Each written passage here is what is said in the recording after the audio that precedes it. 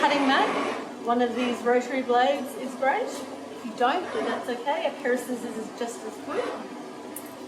Other handy tools are a tape measure, a ruler, some pins, a chalk pencil or a lead pencil if you have one, and maybe a marker just in case.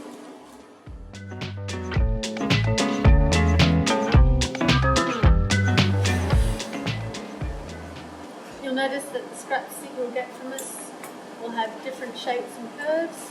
You'll want to straighten all of those off. Things that come from cutting our t-shirts here.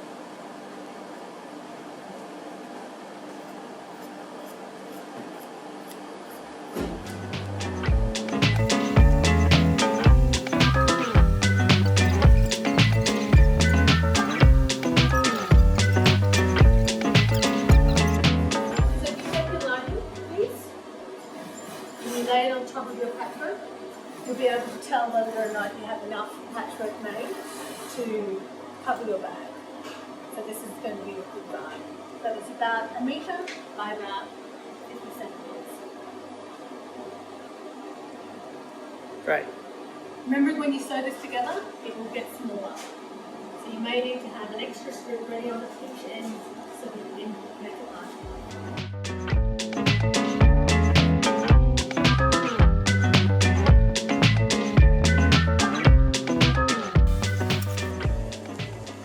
So if you start by laying out your pieces beside you on the machine, that way you'll remember which order you wanted them to go in.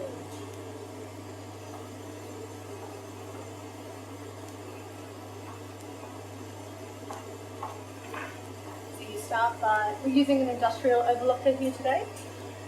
That's what we use in our factory.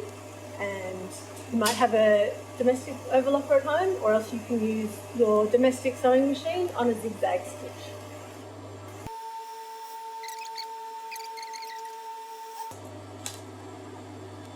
Don't worry if you go longer or shorter than your piece. Before we attach it to the next one, we can trim that down.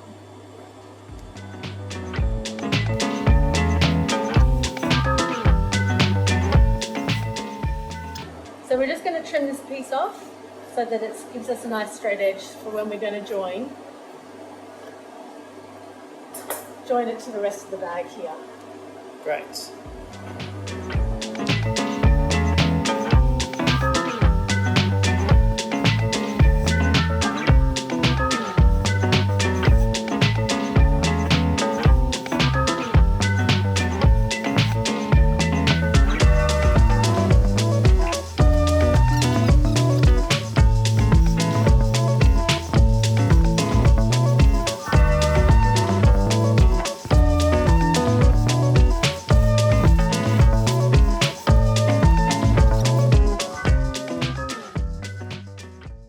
Iron our big patchwork flat so that when we cut it out, it'll be nice and simple.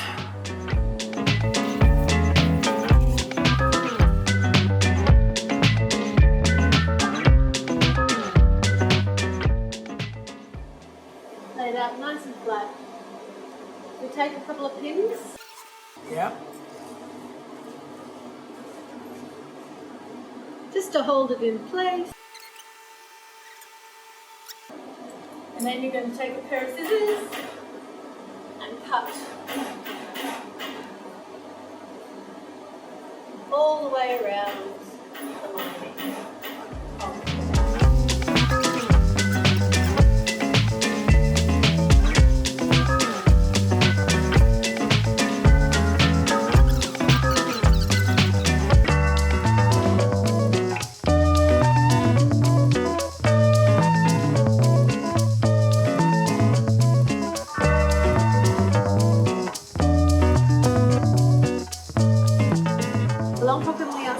To go down and underneath the base of your bag.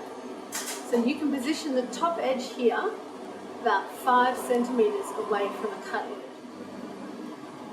And then you can position it anywhere you like. I generally put it in the middle, and then we're going to just take some pins and pin it into position nice and flat so that when we're stitching, we've got it in position and when it's not going to move around. The jersey can be a little curly, but it should roll underneath so that you don't see the edges. I'm just going to tuck that edge under. Fingers are in the way.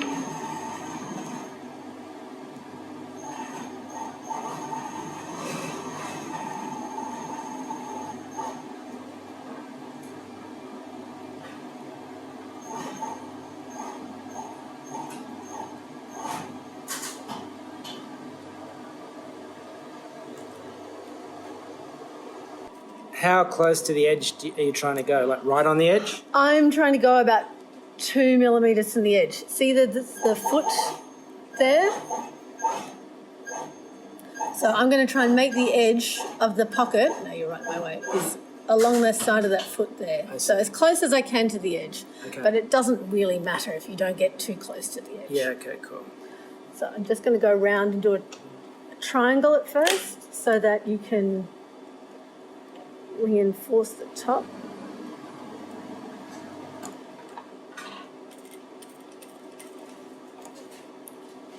Oh, yeah, right. So you start by going down for about 3 stitches and then back across a little bit wider so that you can make a triangle. And you won't notice. And what happened to the pin? You just pull it out, do you, manually?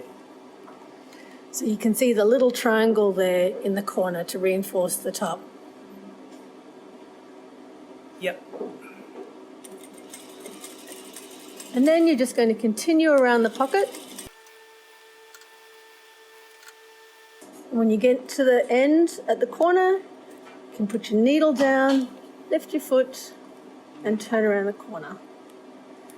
This edge might be a little bit harder because it might want to roll out to the front. Doesn't matter if your pocket wobbles a little bit, it's all part of the character of the bag.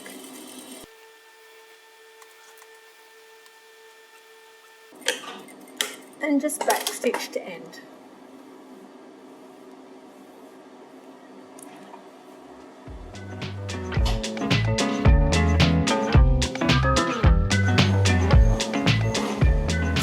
So we've got the all-important mobile phone pocket inside your bag, made in the same fabric as the bag lining, and it'll be cut a bit smaller. So this one we're going to position about 12 centimeters below the top edge. And again, as long as it's about even along the top edge, it doesn't matter if you go to the center, to the side, but about there, so it's not too far down. And we will pin this into place. This is a little harder to pin because it's a stiff synthetic fabric. And when we stitch it, we're just going to turn the edges under.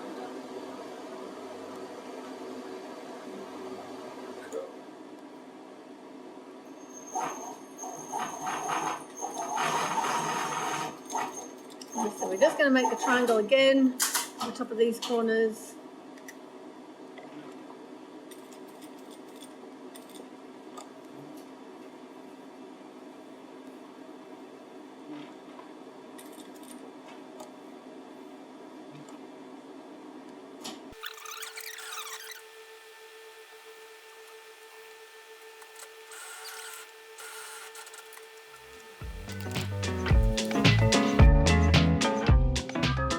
So we've got our bag. This is the top, and this is the base. Yep.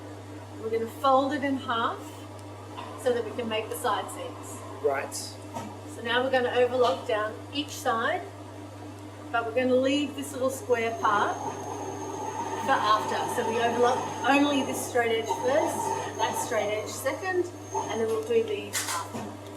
Okay.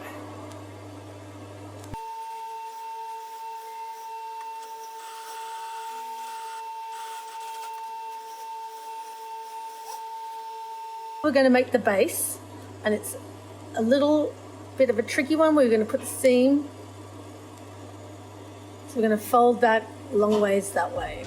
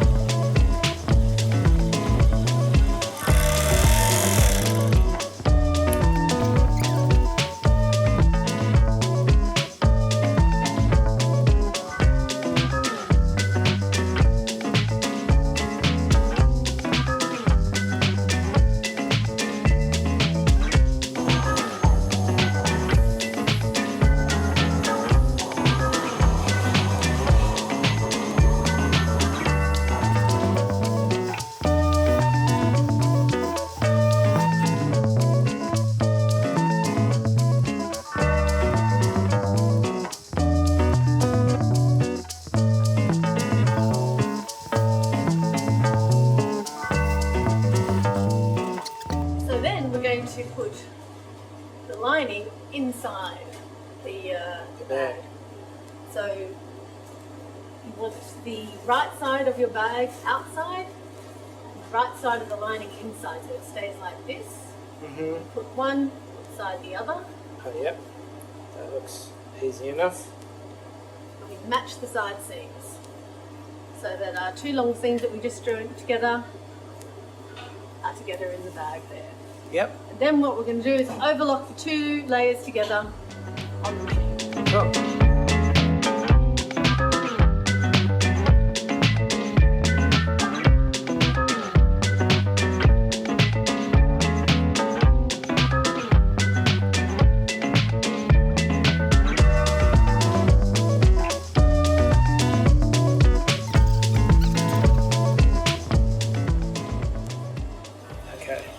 So we're going to match the top edges and overlock them together.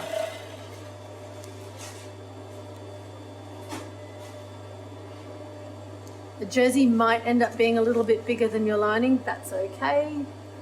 We're going to turn it over anyway. You can, doesn't matter if it has a few tucks or pleats in it. If you find it easier to pin it in position, that's okay. Just make sure to take the pins out before they get to the cutting knife on the overlocker. And again, if you don't have an overlocker, you can zigzag stitch this. Exactly.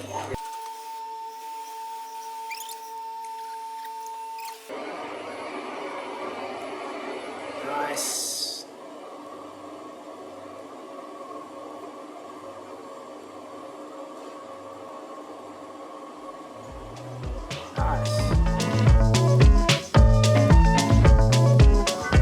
So then we're going to take the straps.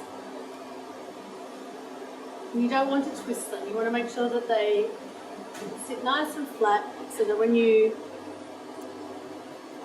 flip them over, which is what we're going to do, is turn it over that way so that the straps then come out. And we can check that it's going to look like that. Cool. That we match the straps.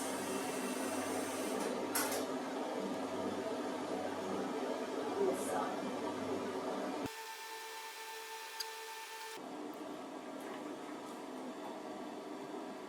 Tack the straps into place so that we can take the pins out for when we want to turn the top edge over. So we're just going to do a straight stitch here to hold the strap in position.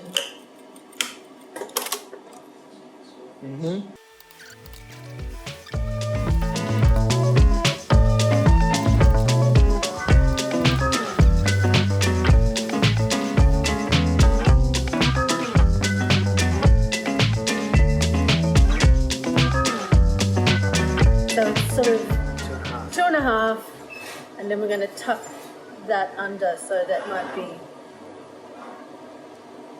it might be one and, don't want to go back to inches. So it's going to be about that wide. So you just turn it all the way around, turning the edges under, and we'll just put a pin in it to hold.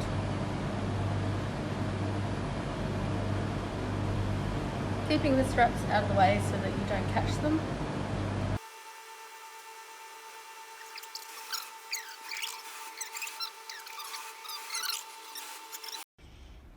And we were doing so well to this point, but we seem to have a few technical issues with the camera. So I'm going to talk you through the last bits of the sewing of the bag, and our Chief Happiness Officer Maggie is going to do her thing, and you can see how she helped me during the whole process of our bag making. So the last step you did was you were stitching the top edge of the bag. You turned the overlocking inside and you'd stitched about 2 centimetres wide, keeping the straps out of the way. So the last thing we need to do is stitch a square and cross stitch on each strap to support them. You can start doing this by holding the strap towards the top of the bag and placing it underneath your sewing machine, and you're going to stitch across the top edge and then back like a Z and then back to the other corner so that you can create a big Z across the width of the strap. Then you're going to turn back to the first point where you started your Z, and then to finish off you're going to stitch all the way around all 4 edges in a square. That helps support the strap and give it the strength. You're going to do this to each strap, so that will be 4 times in total.